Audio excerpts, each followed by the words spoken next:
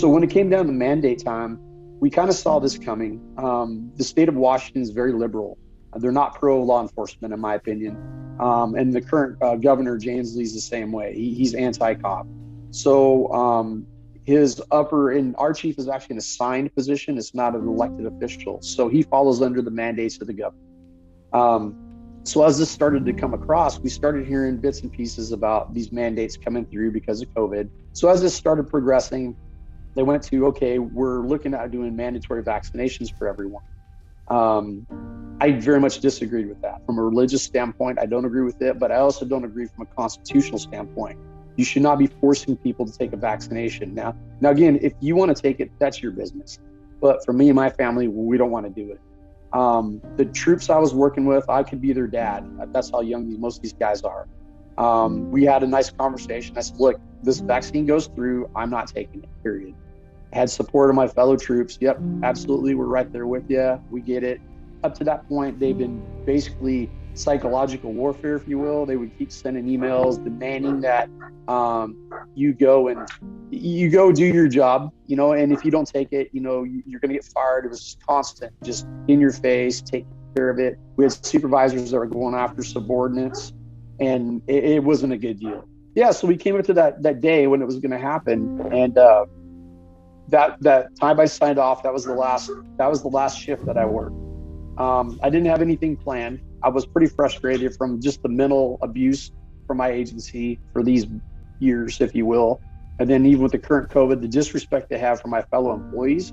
I'm on peer support, or I was on peer support. So I had people calling me crying, what am I going to do? I'm going to lose my job. I'm scared. I don't know what this vaccine is going to do.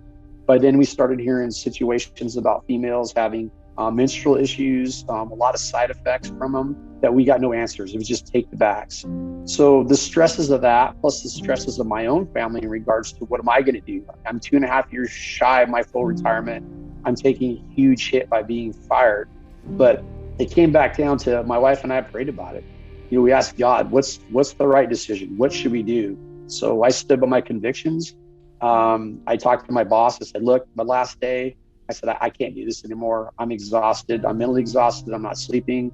I said, I'm not getting the vaccination. You're going to have to fire me.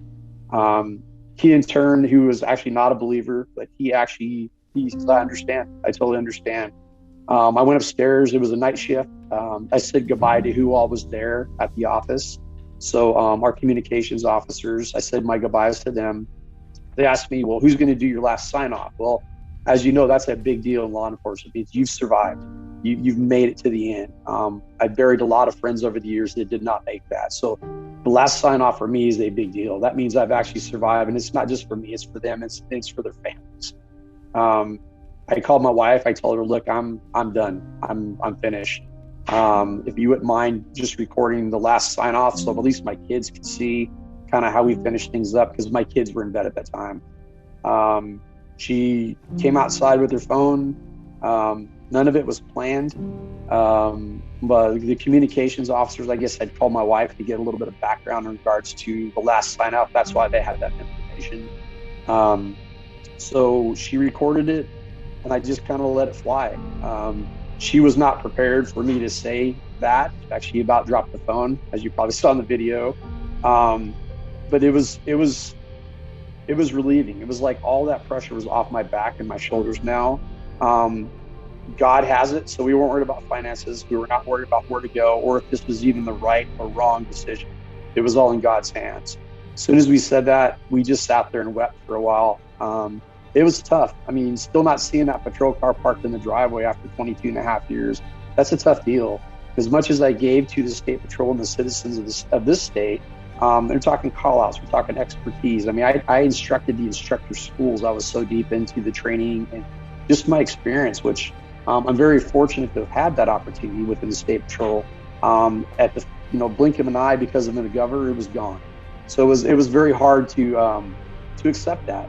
But the other side of that, though, because it was God's will and God's decision, we were good with that. And to this day, we're still good with that. Wish I could say more, but this is it. So State 1034, this is the last time you'll hear me in a state patrol car. And Jay Inslee can kiss my ass.